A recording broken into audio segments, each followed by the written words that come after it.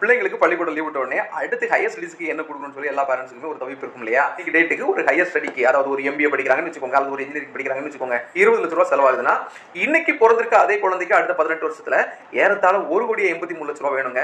ஷாக்கா இருக்குல்ல? 2021 இந்தியாவில் ஏறத்தாழ 3% எஜுகேஷன் இன்ஃபிளேஷன் இருந்துங்க. அது அப்படியே 2022 5.6 மாறி போச்சு.